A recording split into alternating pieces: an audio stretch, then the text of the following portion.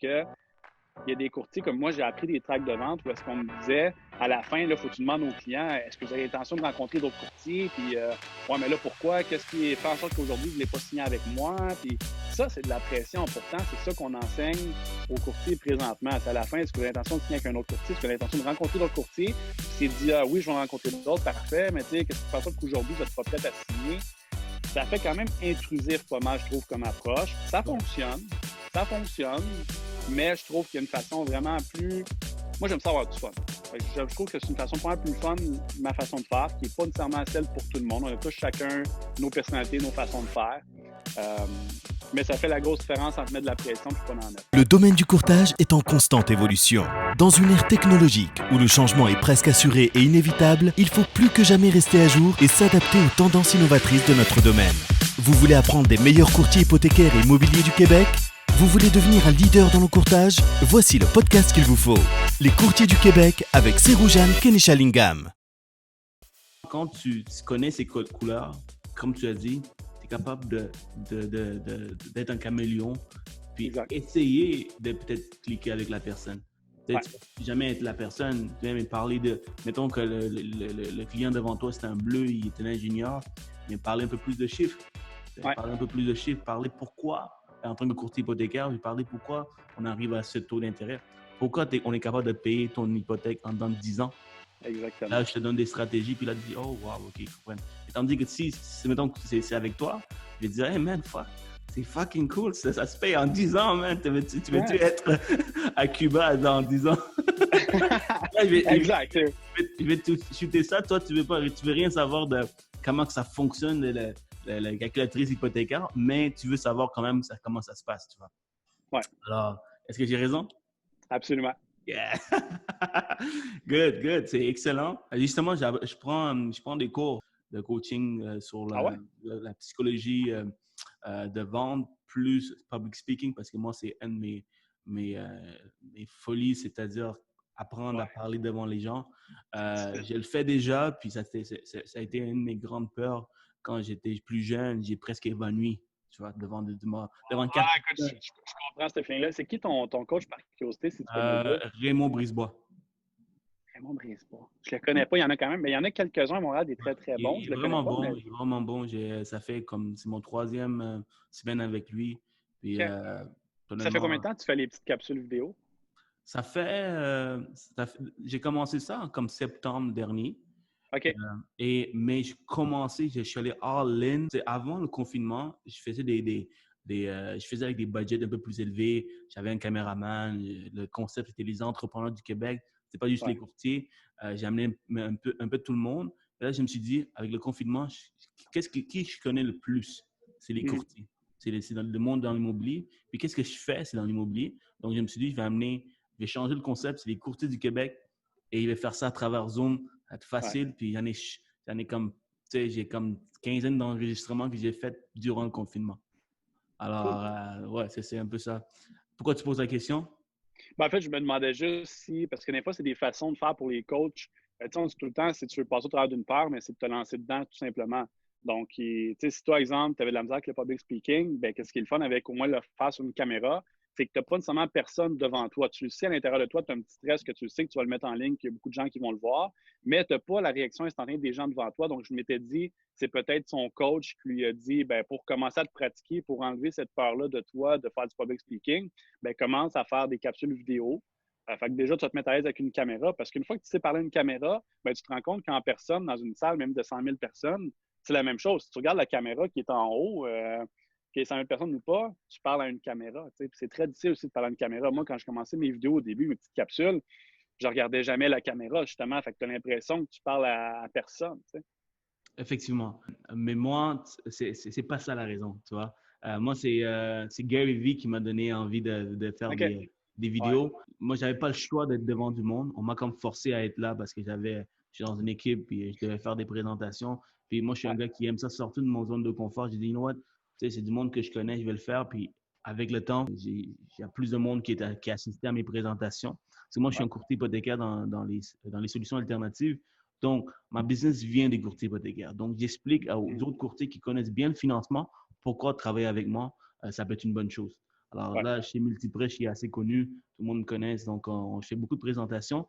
J'ai appris à mieux, mieux faire des présentations en public, mais moi, mon but, c'est de parler à 300, 400 personnes. C'est un Tony Ouais. Robbins, là. Tu comprends? Ah ouais. Mais Gary Vee, ce qu'il lui a dit à un moment donné, il a dit, arrête de vendre ta compagnie, vends-toi. Ouais. Vends Cyril John Kenny Shillingham. C'est avec la pratique, tu vas l'avoir, Cyril John Kenny Shillingham. mais, mais vends-toi parce que, mettons que, dans 5 ans, tu n'as plus envie d'être courtier hypothécaire. Tu n'as plus Ouais. envie d'être un courtier immobilier. Le monde te connaît pour qui tu es, quel genre de personnalité tu as, tu es un bon vendeur, whatever. Ben, n'importe quoi que tu t'embarques, les gens vont te connaître puis ils vont embarquer parce que tu es bon, tu vois. Alors, donc, je me suis dit, you know what, je vais faire des. J'ai amené du monde qui ont des fois de ma compétition, mais c'est pas grave, c'est pas la compétition, c'est j'amène la valeur aux autres, puis ça va être excellent, tu vois. Mais ça donne énormément de crédibilité aussi. Puis ça te permet de te positionner comme un expert sur les réseaux sociaux. Tu sais, moi, on a vraiment parlé beaucoup, mais ça fait pas non plus ça fait pas éternellement que je suis courtier immobilier. Pourtant, j'ai fait des super de beaux chiffres. Puis moi, ce que je peux me vanter, en fait, c'est que j'ai pas mis 1 dollar en publicité ou en marketing. Ça a toujours été de l'organique avec mes réseaux sociaux où est-ce que je faisais des vidéos qui intéressaient les gens, qui allaient chercher un peu monsieur, madame, tout le monde. Je donnais beaucoup d'informations gratuites. Puis par la suite, en apportant cette information-là, souvent, ça va créer encore plus de questions à la personne qui a écouté la vidéo. Puis qu'est-ce qu'elle va faire? Elle m'écrit. Elle me dit, hey Charles, par rapport à ton histoire d'acheter une maison sans mise de fonds, comment ça fonctionne? Fait que là, elle vient m'écrire. Fait que là, souvent, je réponds à sa question, je donne. Puis après ça, je pose la question, est-ce que tu me poses la question parce que tu pensais acheter d'ici quelques mois? Puis, ben oui, justement, je commence les recherches. Ben, hey, regarde, je suis courtier immobilier, on a déjà un contact ensemble, qu'est-ce que tu cherches? Puis là, bang, je ramasse le livre comme ça. Le livre ne m'a rien coûté, t'sais. Puis en plus, c'est pas ça, c'est que c'est comme la théorie du chat et du chien. C'est que là, c'est la personne qui est venue me parler. Donc, c'est comme un chat. Si tu t'appelles le chat, là, hey, est-ce que vous voulez vendre votre maison? Moi, je suis courtier. Puis là, c'est comme tu garoches et tu n'arrêtes pas d'appeler le chat, il ne viendra jamais vers toi. Un chien va le faire. Tu t'appelles un chien, mais les prospects, c'est des chats. Donc, si tu fais l'indépendant avec eux puis tu te mets des petites nananes sur les cuisses, bien, le chat va venir vers toi. C'est le même principe avec les vidéos. Quand tu fais des choses intéressantes, les gens vont venir vers toi. Puis une fois que tu travailles avec des gens qui veulent travailler avec toi, ça devient tellement plus facile et plus agréable surtout. Là. J'ai dit la même chose, mais j'utilise le mot un pêcheur puis un chasseur, tu vois. Ah. Le poisson vient vers toi, tandis que tu dois tout le temps chasser. Exact. C'est vraiment la même chose. En fait, j'aime mieux ton exemple à toi. Là. Moi, le chat et le chien, on s'entend que. Mais je trouve, j'aime ça qu'utiliser des dummy-proof examples, que c'est vraiment facile à comprendre, que les gens, c'est comme, ah ouais, c'est vrai. C'est un peu comme la Ferrari, la plante. J'aimerais pas mal mieux trouver de quoi d'encore plus cool que de dire que les vers, les artistes, c'est des plantes. Mais pour l'instant, c'est ce que j'ai trouvé. Fait que si jamais quelqu'un écoute la vidéo qui peut me donner un exemple encore mieux qu'une plante pour les artistes qui sont des vers, ça va me faire plaisir de l'utiliser. Je vous donnerai une franchise, une royauté s'il faut, je m'en fous. Mais, en tout cas, moi, j'ai vraiment aimé tes exemples. Ça reste dans la tête, tu vois. Ouais. Ça reste dans la tête, donc c'est excellent. Alors, ouais. Dis-moi pourquoi il y a certains courtiers qui utilisent la vente sur pression et d'autres comme toi utilisent une approche différente. Est-ce que tu sais, on a parlé de ça l'autre fois. Ouais. J'avais comme un punch assez puissant quand tu m'expliquais la différence. Donc, peux-tu me dire plus de ce côté-là? Pourquoi ces courtiers ils font ça? Mais en fait, c'est pas très compliqué. C'est réellement les gens qui font de la pression, c'est parce qu'ils savent pas comment vendre. C'est plate à dire, mais ils savent pas comment vendre. Puis, ils n'ont pas compris non plus la psychologie que, encore une fois, on parle de psychologie, mais moi, je veux me positionner dans la tête du client comme quoi que je suis son allié, je suis son conseiller. Je suis pas qui Remax, moi qui représente Remax, puis lui qui représente ses poches. Je veux vraiment qu'il ait l'impression que je travaille avec lui. Puis, encore une fois, on parle de synergologie, ça va encore plus loin que pendant une présentation, je m'assois jamais ou presque jamais, moi, que je sois obligé devant mes clients face à face avec une table qui nous sépare. Moi, à tout moment, j'essaie tout le temps de m'asseoir à côté du client, côte à côte. On s'entend que le COVID, ça ne fonctionne pas très bien présentement, mais j'essaie de m'asseoir côte à côte pour qu'il ait l'impression qu'on est du même côté. OK, Charles, tu comprends? Fait qu'on travaille en équipe pour vendre votre maison le plus cher possible. C'est pas, ben moi, je cherchais le pourcentage, je vais faire telle affaire, puis là, on est comme en confrontation. Là. Confrontation, excuse. Okay. Fait, puis encore une fois, ben, en utilisant les trucs que j'ai donnés tantôt, on parle tellement le même langage que le client, on l'écoute tellement qu'est-ce qu'il dit qu'on va utiliser les mêmes mots que lui. Il y a vraiment l'impression comme, wow, j'aurais pas eu besoin de rien dire, puis genre, Charles, il m'a vraiment ce que je voudrais avoir. Parce qu'il n'y a rien de pire. L'automobile, c'est le même principe. Souvent, c'est plate à dire, mais exemple, quand tu rentres dans un concessionnaire, tu n'as même pas encore dit ce que tu cherchais, puis il est déjà en train de te montrer le char sport qu'il y a dans l'entrée. Pourquoi? Parce que le vendeur, le directeur des ventes, au début de la journée, il a dit, ben, tu vas avoir un bonus si tu vends cette voiture-là. Pourtant, toi, ce que tu veux, c'est une grande caravane parce que tu as fait 16 enfants. Ben, tu sais, je dis, en partant, ça vient de clasher. Fait que c'est très important d'écouter. Encore une fois, je parle quasiment plus dans les présentations. C'est vraiment, moi, je fais un information gathering avec le client, puis par la suite, mais je m'arrange pour qu'il ait l'impression que je suis de son côté. Puis, je ne vais pas suivre une traque de vente non plus où est-ce que je fais juste une réponse d'objection qui est très machinale, parce qu'encore une fois, ça fait un argument. Puis, le client, quand tu fais juste répondre à ses objections, encore une fois, oui, au bout de la ligne, tu vas avoir eu raison, mais il va avoir senti pourquoi tu as mis de la pression, parce que tu fais juste répondre à ses objections non-stop, puis à un moment donné, il ne sait plus quoi dire, toi non plus. Fait que là, tu fais se garocher le crayon dessus, puis signe en bas. T'sais. C'est malade. Pourtant, il y a beaucoup de courtiers immobiliers qui ont encore la vieille méthode. J'espère qu'à travers les informations qu'on partage, ben, on peut s'améliorer. Puis ça donne une bonne image à notre métier également. Parce que c'est à cause de certains courtiers immobiliers ou ça peut être n'importe qui qu'il y a des clients qui ne veulent rien savoir des courtiers immobiliers. Dans n'importe quel domaine, on a ce même problème-là, malheureusement, n'importe quel domaine. C'est sûr que naturellement, en vente, il y en a pas mal plus. Donc, on parle de courtier immobilier, courtier hypothécaire, même principe. Mais tu sais, oui, effectivement, la réputation est quand même affectée à cause de gens comme ça qui vont utiliser des mauvaises techniques, des fausses représentations, choses comme ça. Malheureusement, on ne s'en sauve pas. Donc, je crois que c'est vraiment l'obligation, en fait, le devoir du client de bien faire ses devoirs, de ne pas juste rencontrer un courtier immobilier. Tu sais, moi, je ne suis pas du genre à dire rencontre pas personne d'autre, puis prends juste moi, c'est moi le meilleur. Moi, je n'ai jamais dit ça à personne. Ça ne me dérange pas d'être en compétition avec quelqu'un d'autre. Au contraire, ça me donne un défi. Je trouve que c'est excitant. Puis aussi, des fois, juste le fait de dire ça au client, tu sais, es sûr, là, tu veux signer, tu peux en rencontrer d'autres pour juste confirmer ton choix. Puis juste ça vient de créer un lien de confiance. Parce que souvent, qu'est-ce qui arrive, c'est que il y a des courtiers comme moi, j'ai appris des tracts de vente où est-ce qu'on me disait à la fin, il faut que tu demandes aux clients, est-ce que vous avez l'intention de rencontrer d'autres courtiers? Puis, ouais, mais là, pourquoi? Qu'est-ce qui fait en sorte qu'aujourd'hui, vous ne voulez pas signer avec moi? Puis, ça, c'est de la pression. Pourtant, c'est ça qu'on enseigne aux courtiers présentement. C'est à la fin, est-ce que vous avez l'intention de signer avec un autre courtier? Est-ce que vous avez l'intention de rencontrer d'autres courtiers? Puis, c'est dit, ah oui, je vais en rencontrer d'autres, parfait, mais tu sais, qu'est-ce qui fait en sorte qu'aujourd'hui, vous n'êtes pas prêt à signer? Ça fait quand même intrusif pas mal, je trouve, comme approche. Ça fonctionne, mais je trouve qu'il y a une façon vraiment plus... Moi, j'aime ça avoir du fun. Je trouve que c'est une façon pas mal plus fun, ma façon de faire, qui n'est pas nécessairement celle pour tout le monde. On a tous chacun nos personnalités, nos façons de faire. Mais ça fait la grosse différence entre mettre de la pression et pas en mettre. Wow, c'est vraiment bien dit. Puis c'est que même client qui rencontre quelqu'un d'autre, ben, si tu as une approche comme ça, puis ce client, il va avoir cette confiance, c'est sûr qu'il va revenir vers toi. Alors, même si tu invites à rencontrer d'autres personnes, tu sais que tu es step forward, you know? Ouais. Puis, tu sais, moi, s'il me dit, je vais rencontrer quelqu'un d'autre, je vais dire, regarde, il n'y a pas de problème, tu fais bien, c'est comme tes assurances auto, tu devrais toujours les magasiner pour être sûr que tu as la meilleure offre qui s'offre à toi. Je dis, par contre, avant de signer avec quelqu'un d'autre, est-ce que c'est possible pour toi de me rappeler pour juste me confirmer, exemple, pourquoi est-ce que tu prendrais autre courtier? Parce que peut-être qu'on n'a juste pas parlé de ce point-là ensemble parce qu'on a oublié d'en parler, ou peut-être que pendant notre rencontre initiale, je ne pensais pas que ça, c'était important pour toi, puis j'ai juste dit, je n'en parlerai pas. Donc, donne-moi au moins la chance et l'opportunité de pouvoir rattraper le tir si jamais quelqu'un d'autre t'offre quelque chose que j'ai peut-être juste pas pensé à t'offrir. Wow! Je note, là. Je note des stratégies. Ça, là. C'est excellent, là. Ça, c'est vraiment bon. Ouais, là, juste parce qu'il va te dire oui, il n'y a pas de trouble, il va te rappeler, il va te dire, regarde, tel courtier, finalement, il peut m'offrir, par exemple, une protection contre les vis cachées. On s'entend, je ne l'offre pas tout le temps parce qu'il y a des maisons que je trouve que ça ne vaut pas la peine non plus de payer pour ça. Mais si, pour cette personne-là, c'était très important, puis qu'elle ne me l'a juste pas dit, puis que l'autre courtier, il a offert, puis que c'est juste ça qui manquait, bon, moi, il va m'appeler et dire, parce qu'à un moment donné, il y a tellement de points en vente que tu dois passer que tu ne peux pas passer 4 heures qu'un client non plus. Il va être oversaturated. Moi, il fallait que je passe pour travailler tous les produits que j'ai comme possible, comme courtier immobilier ou toutes les différentes stratégies, les différents programmes, ça finirait plus. Fait qu'à un moment donné, je fais mon analyse au début, c'est un bleu, un vert, un rouge, peu importe, c'est quel type de personne. Là, je fonce là-dedans, OK, finalement, il ne prend pas au bout de la ligne. Fait que quand il me rappelle, OK, finalement, c'était ça le point, il fallait que je pèse dessus. Mais parce que j'ai dit cette petite phrase-là à la fin, il me rappelle tout le temps. Vraiment. Guys, si vous avez aimé, cliquez sur like, subscribe, commentez. Si vous voulez plus de vidéos comme ça, il faut le faire, guys. Il faut donner du love.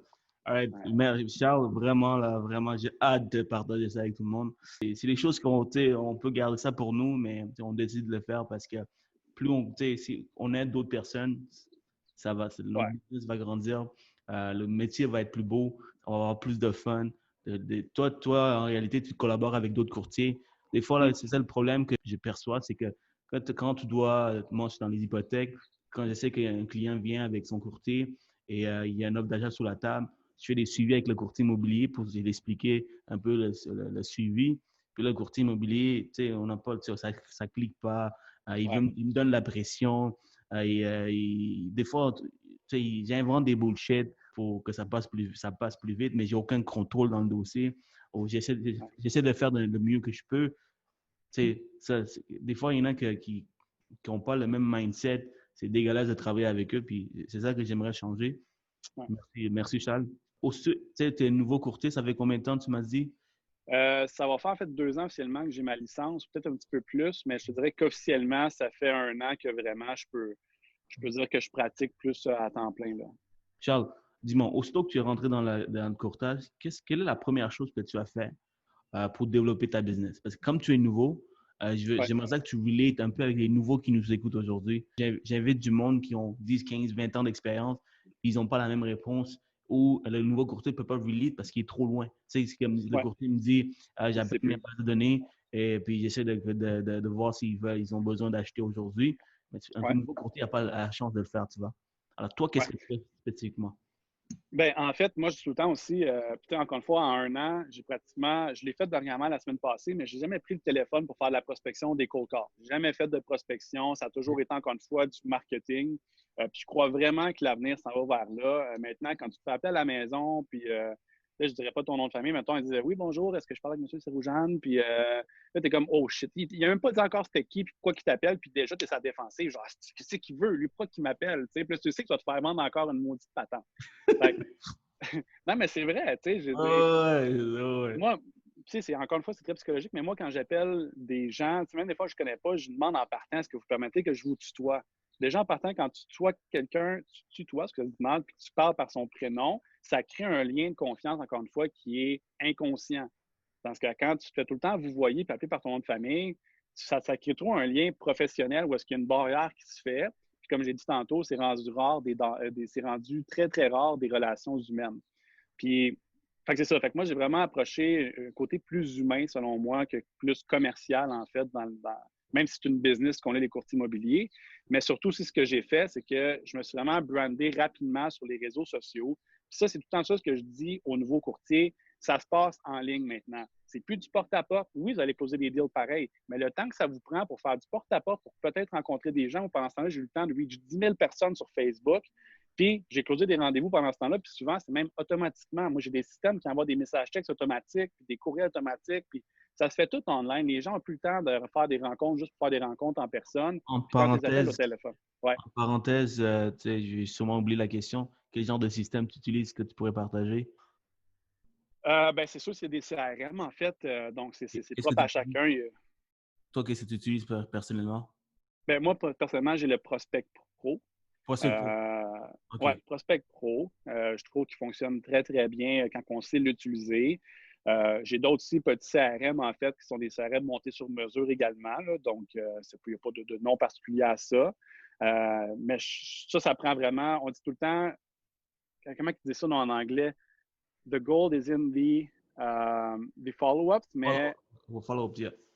ouais, c'est ça. Dans le fond, pour faire des follow-up, à un moment donné, vous allez voir, en tant que courtier immobilier, ça va aller vite au stade où vous allez être complètement débordé, vous allez oublier des clients, vous n'êtes plus capable de faire de suivi. Des fois, c'est juste d'appeler un client pour lui dire bonne fête, souhaiter bonne fête des mères. C'est faut rester présent dans leur tête. Puis moi, j'ai beaucoup d'amis qui m'ont dit, Charles, t'es donc bien fatigant ces réseaux sociaux, tu fais juste temps faire des pauses d'immobilier, de ci, de ça.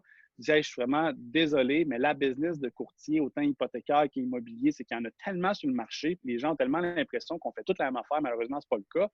Mais vu qu'ils ont l'impression qu'on fait toute la même chose, la guerre se passe que faut que tu sois capable de rester dans la tête de quelqu'un.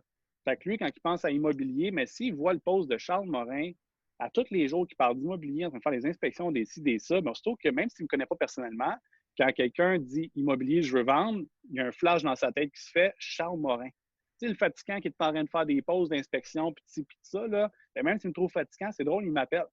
Puis ils disent, hey, j'ai quelqu'un à te référer, ouais, moi, je veux vendre. Fait que ça, je pense qu'il faut, puis aussi pour ceux qui commencent, il faut oublier, il y a tout le temps, on appelle ça le syndrome de l'imposteur. Fait que ça, les gens qui commencent en immobilier, ils ont peur justement quand je leur dis, fais des vidéos, ils disent, ouais, mais là, je commence, tu sais, je peux pas commencer à me faire comme si j'étais un expert.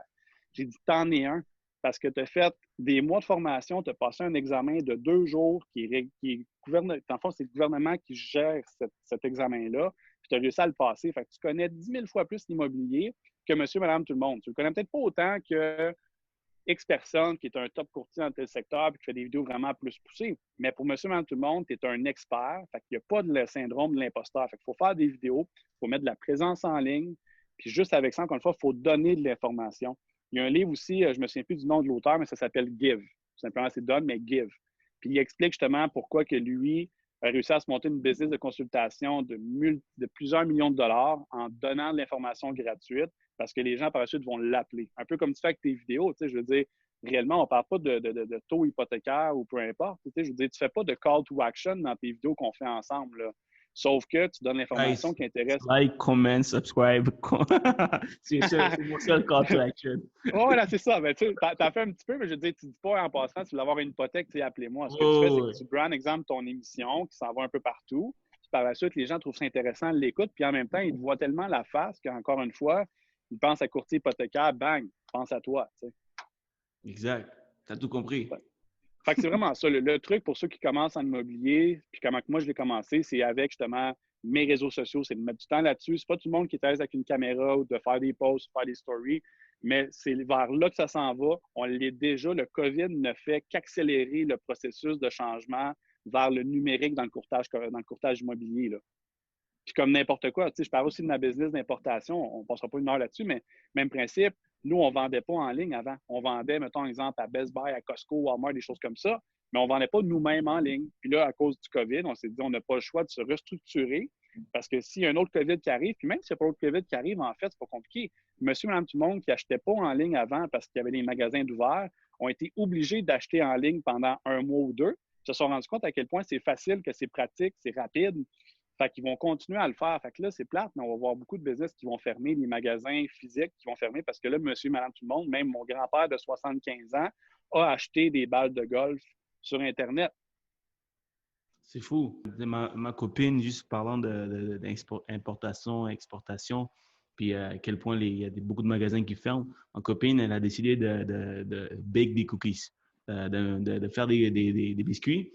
Et honnêtement, elle a pris 3 jours, man. 3 jours pour créer un profil, mettre des images, puis avoir des commandes.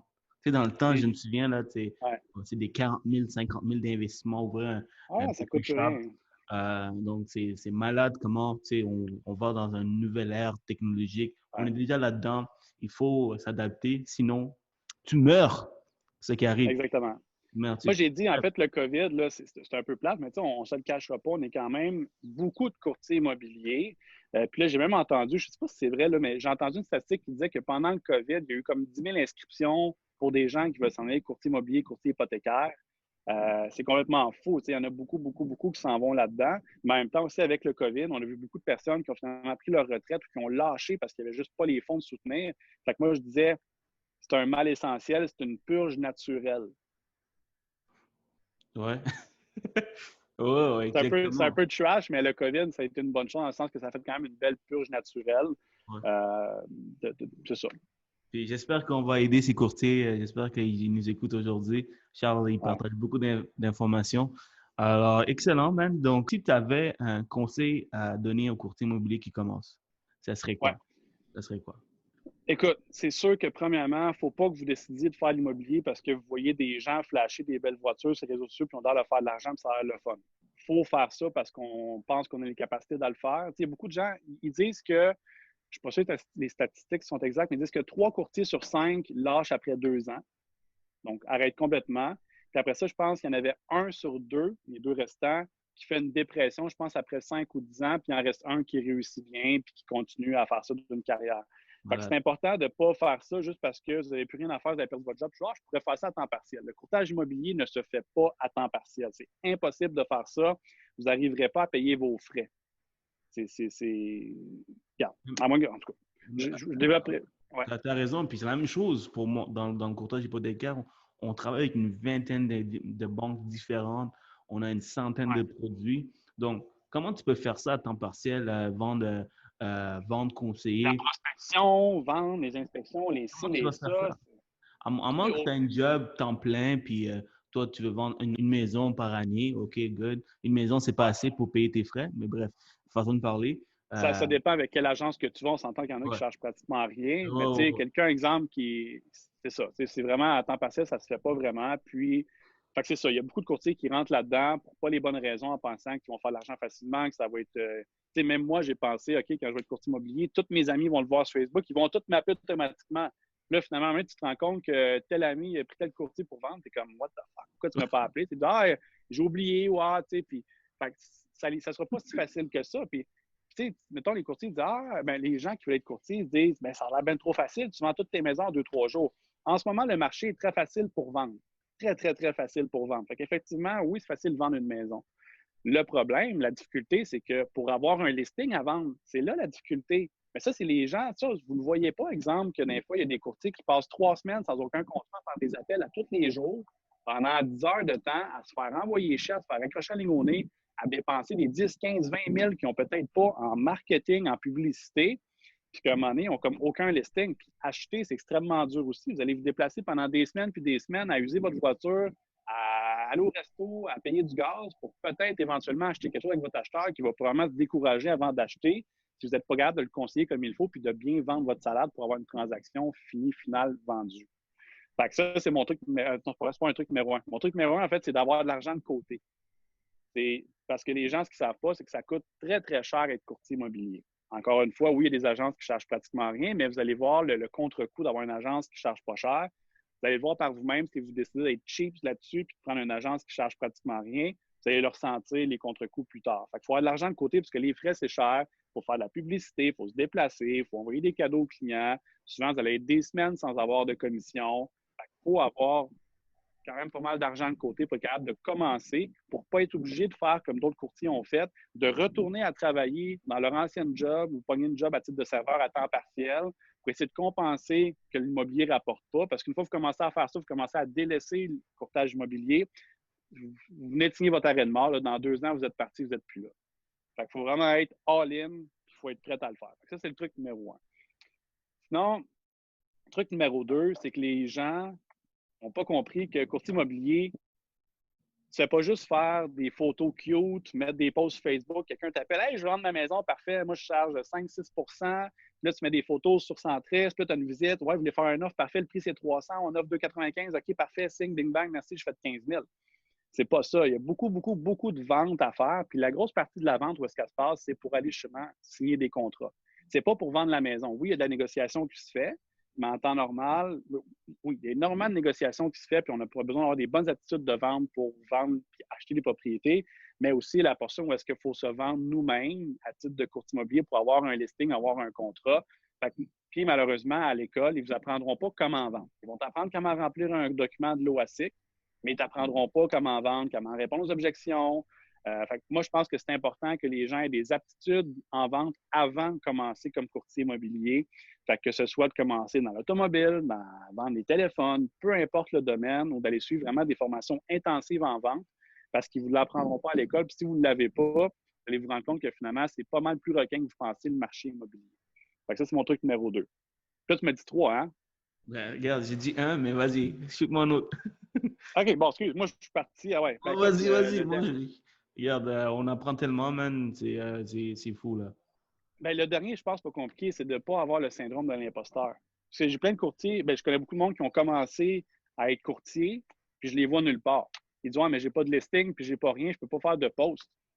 Rien qui t'empêche de faire des vidéos pour parler du marché immobilier. Je dis là, on se fait envoyer, nous, des courriels à chaque semaine, mettons de la PCIQ, qui nous dit voici les données du marché immobilier. Tu fais une vidéo. Bonjour, je m'appelle Charles Morin. Donc, aujourd'hui, à Montréal, la semaine passée, on a vendu 35 maisons. On a vu une hausse des valeurs immobilières qui ont monté de 2 blablabla.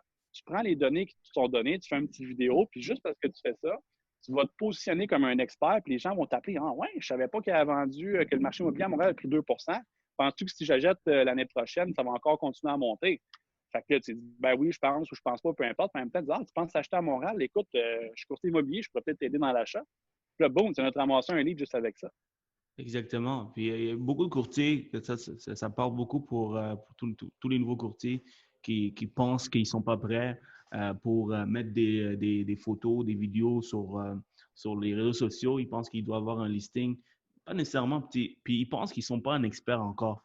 Mais comme tu as Ouais, dit, tu as pris des semaines, tu as étudié pour avoir ton permis, tu as passé un examen. Il y a beaucoup, tu sais, monsieur, madame, tout le monde, ils connaissent rien de l'immobilier, ils connaissent peu.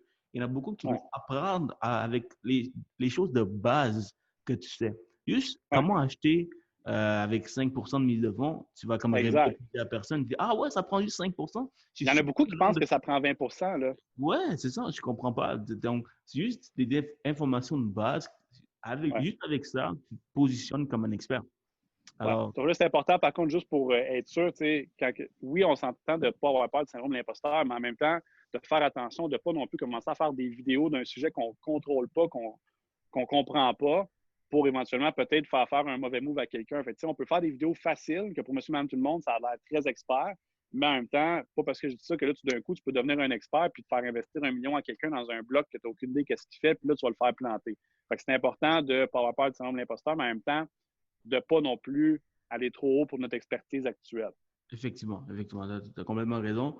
Euh, euh, ouais, puis ça, c'est une question que j'ai jamais posée à personne. Donc, OK? you're the man, you're the first and only. Pour un nouveau courtier qui Ouais. commence, qu'est-ce qu'il devrait regarder quand il est temps de choisir une agence? Tu as parlé un peu de ça tantôt, mais tu Ouais. devais rentrer dans le détail. C'est quoi la différence? Moi, je le sais, mais je veux que tu partages ton point de vue de prendre Remax, Sutton, des grosses agences qui chargent plus cher que tes nobody, qui sont les petites agences pas populaires. C'est quoi la différence? Ouais. Ben, écoute, c'est une chose qui est sûre, je ne me mettrai pas à comparer différentes agences. Mais par contre, pour répondre à la Oui. question, c'est que chaque agence a des forces et des faiblesses. Ils sont tous différents. Ils ont tous. Faut pas juste. Ça, je peux vous dire tout de suite ici, il ne faut pas juste regarder les frais mensuels des agences, dire ah, elle charge moins cher, je vais prendre elle. C'est pas vrai qu'ils offrent tous les mêmes services, qu'ils offrent tous le même support. Donc, c'est important de te dire donc, moi, Charles Morin, qu'est-ce que j'ai réellement besoin pour m'aider à exploser ma business de courtage immobilier? Est-ce que c'est de la visibilité? Est-ce que c'est du coaching? Est-ce que c'est du support? Est-ce que je comprends mal les documents? Ça me prend beaucoup de support à chaque transaction. J'ai besoin d'un coach à côté de moi pour être sûr que je ne me plante pas. T'sais. Ça peut être plein de petites choses comme ça. Fait que c'est vraiment de savoir c'est quoi mes besoins. Puis par la suite, de regarder qu'est-ce que les agences offrent. D'en voir plusieurs parce qu'encore une fois, pour avoir fait, dans le fond, j'ai pas eu juste Remax dans le passé. Je peux dire que c'est très différent, les différents concepts où est-ce que j'ai été. C'était tous des très bonnes agences. Mais aussi, c'est pas impossible non plus qu'en commençant, vous ayez besoin d'un tel type d'agence, puis que finalement, après quelques mois, peut-être 1 an, 2 ans, peu importe le temps que ça vous prend, que vous ayez besoin de changer d'agence pour vraiment briser la prochaine étape. Fait que ça, c'est important aussi quand on est être courtier immobilier, c'est une entreprise qu'on gère, puis les entreprises sont capables de se revirer de bord aussi quand c'est le temps. Puis c'est important, si vous atteignez un plateau, ben c'est peut-être parce que vous n'êtes juste plus dans la bonne agence. Puis là, je ne me ferais peut-être pas aimer les agences qui vont peut-être écouter cette vidéo-là en ce moment, mais si vous sentez que vous êtes à un plateau, que vous ne poussez plus, que vous n'avez pas le support d'être besoin, que vous n'avez pas ce que vous avez besoin à titre. C'est comme moi, je suis pour Remax parce que Remax, j'avais besoin d'encore plus de visibilité. Moi, ma force, c'est la visibilité. Je me suis dit, ça me prend une agence parce qu'elle aussi est très visible, est très connue, est très réseaux sociaux. Regarde, les gens le savent, avant, j'étais chez KW, j'adorais ça, mais présentement, KW n'est pas très connu au Québec. C'est une très belle agence, c'est celle qui a le plus de courtiers au monde, mais je trouvais qu'ici, présentement, du moins dans mon secteur à moi, les gens me posaient souvent la question, c'est quoi KW? Fait que côté marketing et autres, je trouvais que je fitais mieux dans mes besoins puis dans ce que je recherchais avec Remax. Par contre, je peux vous dire, côté coaching, côté support, chez KW, c'était incroyable. J'ai encore un très bon support chez Remax, mais c'est pas ce que j'avais de besoin. C'est vraiment de voir, en fait, je viens de comparer les agences, là. Bon, C'est ça que je me correct, là. disais. Écoute, man, c'est Mais, excellent. C'est ça qu'on a besoin. Puis, exactement, c'est selon tes besoins. Moi, personnellement, ce que j'avais besoin quand je commençais, c'était le support, le soutien. C'est du monde, des top producers que je pourrais mettre tout près d'eux pour apprendre. Et quelle agence permettait de faire ça? Ben, c'est l'agence sur laquelle je suis, Multiprêt. Multiprêt, c'est comme le Remax des agences sont un peu plus chers que l'autre, mais ils ont un super bel support. Ils ont beaucoup de monde qui produisent beaucoup. Alors, pour moi, c'est ça que j'avais besoin, tu vois. Alors, chacun a leurs besoins, puis honnêtement, c'est à la force de comparer plusieurs agences, vous allez comprendre qu'est-ce qui est le meilleur. Puis, vous n'allez pas justement avec le prix, parce que honnêtement, vous êtes là pour faire de l'argent. Vous n'êtes pas là pour compter vos scènes puis essayer de négocier dans tout ce que vous faites. Avoir un bon fit aussi. Il faut avoir un bon fit fit. avec le directeur d'agence parce que c'est pas Ouais. parce que cette agence-là, mettons exemple, je ne vais pas dire détient, mais qui ont, mettons, les meilleurs courtiers dans ce secteur-là, que nécessairement cette agence-là sera la meilleure pour vous non plus. C'est avec l'EDA, si ça ne fit pas non plus, mais c'est avec lui, souvent, vous allez avoir affaire à faire. Fait que c'est important pour une agence avec qui aussi ça va fitter avec le personnel. Effectivement. Amen. Ça commence à être chaud, là. OK. Puis, Charles, dis-moi, on a presque fini. Que penses-tu du marché immobilier avec le COVID-19? Toi, tu en fais des posts. Et, ça, là, c'est touché comme question. man, Ça reste, moi, je veux des views, là. Let's go. Ouais. Écoute, ça reste des hypothèses encore une fois. Je ne suis pas médecin non plus, je ne suis pas dans le gouvernement. Fait qu'on s'entend qu'une décision d'un matin pourrait changer pas la prospection, mais ce que je vois pour l'avenir, en fait, du marché immobilier. Donc, comment tu dis ça? Pas prospection, mais mes perspectives. On comprend ce que je veux dire. Donc, pour l'avenir, actuellement, ce qu'on voit maintenant, ce que j'ai vécu aussi, il y a beaucoup de personnes qu'à cause de l'incertitude financière, de perdre leur job, de blablabla, ils ont décidé de ne plus vendre leur propriété parce que souvent, on s'entend que quelqu'un vend pour upgrader. C'est très rare que c'est pour downgrader, peut-être des personnes retraitées, mais souvent, en général, la majorité des transactions, c'est exemple des condos qui se vendent pour acheter une maison ou une moyenne maison d'acheter une plus grosse. Fait que, ça ressemble à ça. Fait que là, les gens qui avaient le projet d'agrandir leur propriété l'ont remis. Ils ont dit on ne va pas vendre parce que pour l'instant, on a peur de peut-être perdre notre job. Fait qu'ils sont restés dans leur sécurité actuelle. Fait qu'il y a moins d'inventaire. Mais il y avait quand même un très bon bassin d'acheteurs. On l'a vu là, aller jusqu'à maintenant. Il y avait un immense bassin d'acheteurs. L'économie allait super bien avant le COVID, puis aussi avec tout ce qui a été mis en place. On n'a pas encore vécu, selon moi, les vrais effets économiques sur monsieur, madame, tout le monde. Sur les entreprises, on le voit, ça a déjà commencé à fermer. Mais côté résidentiel, on ne l'a pas encore vécu. Fait qu'il y avait moins d'inventaire, mais encore autant d'acheteurs. Fait qu'on a vu les prix. Tu sais, on voyait les posts, là, TVA Nouvelles et autres, pour ne pas les nommer, là. Le marché immobilier est en baisse du jamais vu. Oui, ce qui baissait, c'est le nombre de transactions. C'est le nombre de transactions. Ce n'est pas nécessairement les valeurs immobilières. Parce que si vous êtes dans le domaine, si vous magasinez actuellement, c'est facile pour monsieur, madame, tout le monde qui ne magasinent pas en ce moment ou qui ne connaissent pas ça, de juste se fier là-dessus. Ils disent, oh, le marché baissé. Mais ceux qui ont acheté des maisons, ils savent, on est encore tout le temps en surenchère. Les maisons se vendent 5, 10, 15, 20 plus cher que le prix demandé en 2-3 jours. Fait que moi, ce que je pense honnêtement, puis c'est encore une fois, c'est mon opinion perso en considérant les informations actuelles, c'est pour le résidentiel, on va peut-être voir juste une stabilisation des prix. Parce que, comme je vous dis encore une fois, on part de la valeur marchande, puis ça se vend 5, 10, 15, 20 de plus.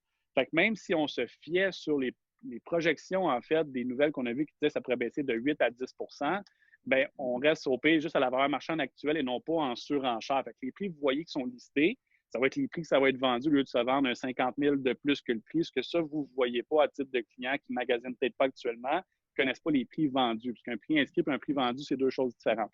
Fait que, je pense que ça va stabiliser. Puis par la suite, à moins qu'il y ait vraiment une grosse vague qui réarrive encore, puis que là, ça aille vraiment mal, ça va juste reprendre peut-être, je vous dirais peut-être d'ici l'année prochaine. Naturellement, ça ne reprendra pas d'un coup. Mais moi, je pense qu'on va peut-être voir une reprise des prix qui vont continuer à augmenter en 2021 pour la juin, juillet, encore une fois, le même rush qu'on a eu actuellement. Parce que reste au bout de la ligne aussi, on est quand même parmi les moins chers au Canada. Tu regardes Vancouver, c'est plus achetable. Un condo que tu payes 300 000 à Griffintown à Vancouver, tu vas payer 1 million.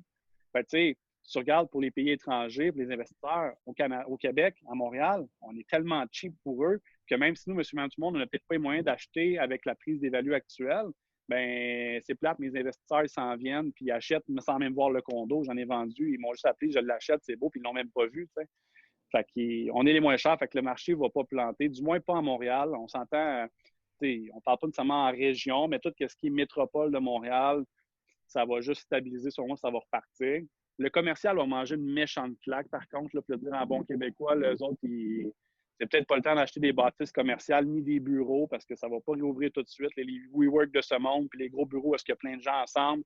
Avec le COVID, que ça le fait, c'est que beaucoup de compagnies se sont rendues compte que les gens, c'est prouvé scientifiquement sur les études que tu vas être pas mal plus effectif, tu vas travailler pas mal plus fort, tu vas travailler 1 heure de plus si tu travailles de la maison, si tu as un bon système naturellement de gestion puis de suivi pour l'employeur, que si tu as besoin de faire 2 heures de trafic par jour, que là, des fois, il faut que tu calmes malade, parce que si tu es à la maison, même si tu es malade un peu, tu vas sûrement travailler pareil. Mon père, tu vas être en gogoune, tu vas être en... Moi, je suis tout le temps en gogoune chez nous, là, mais tu vas être en pyjama, tu vas travailler pareil. Fait qu'il y a beaucoup de business qui se sont rendus compte que, crème, j'ai pas besoin finalement d'un bureau qui me coûte 30 000 par mois.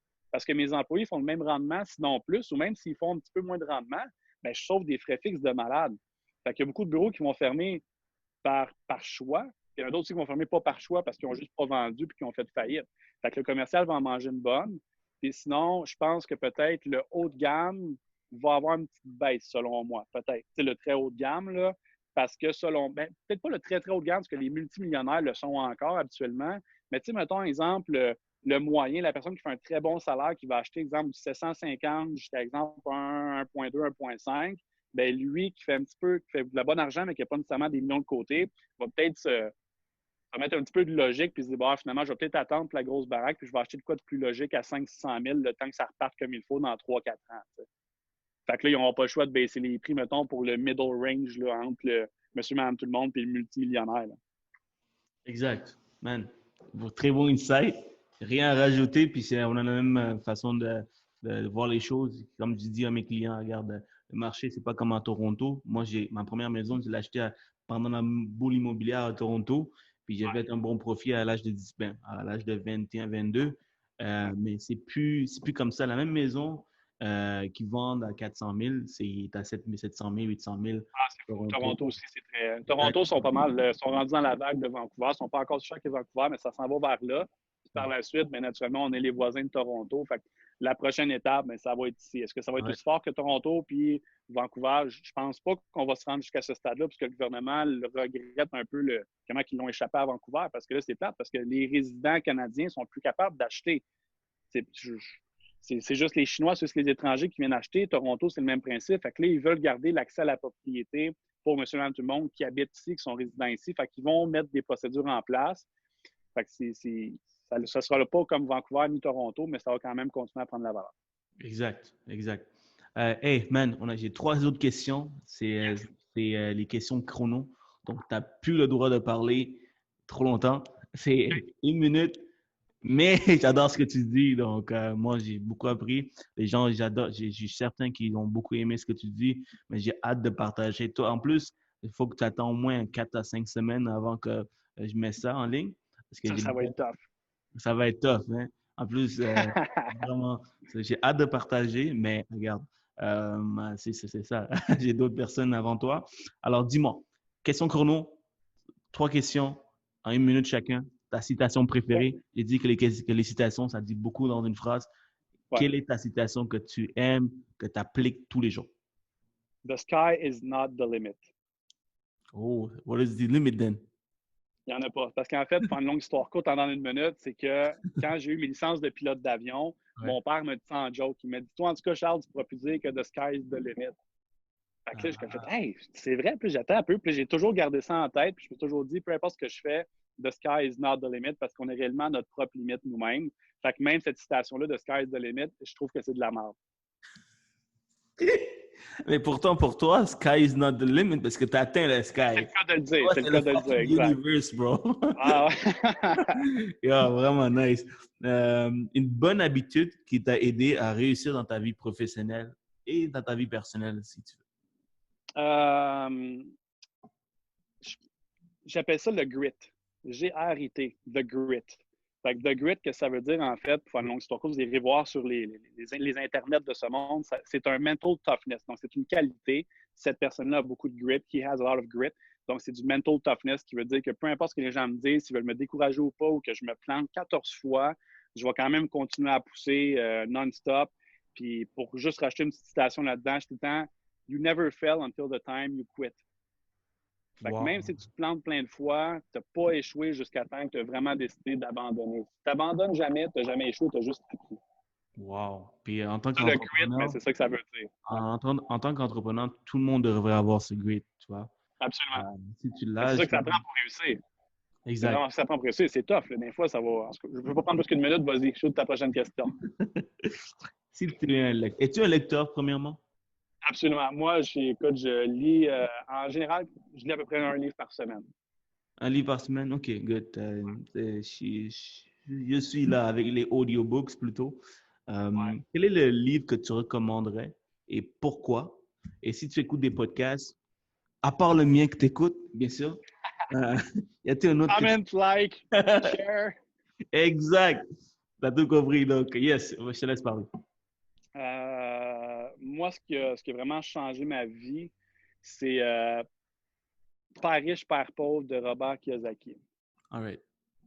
Ça m'a vraiment changé mon mindset, surtout pour ceux qui l'ont déjà lu, vous allez comprendre justement le rat race, comment sortir de tout ça, justement, comment qu'on se fait, pas brainwash un peu, mais comment que l'utopie, en fait, c'est de prendre une job de 9 à 5, travailler jusqu'à 60 quelques ans, prendre sa retraite, puis là, tu commences à vivre.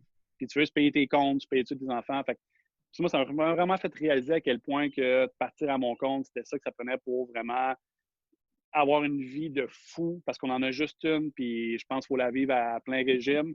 Puis moi, personnellement, pour mes buts perso, c'était pas ça que ça prenait. Fait que le livre est vraiment venu me chercher fois 100 000 à l'heure. Fait que je pense que c'est un bon livre, même pour monsieur et tout le monde qui ne sont pas nécessairement en affaires. C'est super facile à lire, c'est super le fun. Je peux en nommer d'autres. 5 AM Club, je l'ai adoré. Think and Grow Rich, j'ai capoté là-dessus. Pour ceux qui aiment la vente, après ça, j'arrête, là, mais Influence, The Psychology of Persuasion de Robert Cialdini. C'est un livre qui est très, très lourd à lire. Pour vrai, j'en ai mal au ventre tellement que c'était lourd comme stock, là, mais tout le monde dit que c'est intéressant. Il a fallu que je le relise 4 fois pour comprendre. Mais une fois que tu as compris ça, justement, on parle de psychologie, ce livre-là là, te donne des exemples de fous. Pourquoi est-ce qu'il y a des gens qui. Pourquoi est-ce qu'il y a du monde qui a réussi à faire rentrer des gens dans une secte pour faire des suicides collectifs? C'est de la vente, ça, là. C'est de la vente, là. Fait que, une fois que tu as compris ça, inquiétez-vous pas, je ne partirai jamais de secte, OK? Pas de stress, là, mais c'est juste pour dire, c'est vraiment des exemples de malades que j'étais comme, wow, c'est du real life example. Tu es comme, hey, c'est vrai. Puis tu te dis, OK, si je peux appliquer quelque chose de similaire, mais dans la vente pour faire vendre des produits qui sont toujours dans l'intérêt du client naturellement, moi, je suis vraiment en compte d'utiliser des stratégies comme ça qui sont de la manipulation pour vendre un produit que le client n'a pas de besoin. Moi, je me dis tout le temps, est-ce que moi, j'achèterais ce produit-là? Si ce n'est pas le cas, mais je ne le vendrai pas. C'est un peu plate, mais c'est un peu pour ça aussi que j'ai quitté d'autres domaines dans le passé. L'automobile, je n'étais pas tout à fait d'accord avec tous les produits qu'ils offraient. Pourtant, notre job, c'était de tous les offrir. Fait que l'immobilier, j'adore ça parce que justement, à chaque fois, j'ai l'impression que je rends service aux gens. Là. Excellent, man. Ben, dis-moi, c'est quoi le livre encore? Je vais l'acheter. C'est Influence, The Psychology of Persuasion Good. de Robert Cialdini. Alors, c'est sûr que moi, là, une des raisons pourquoi je pose ces questions, c'est pour appliquer moi-même aussi. Hein. C'est pas pour Ben oui, pas seulement pour exact. partager avec tout le monde. Je vous adore, les guys, mais c'est aussi pour moi.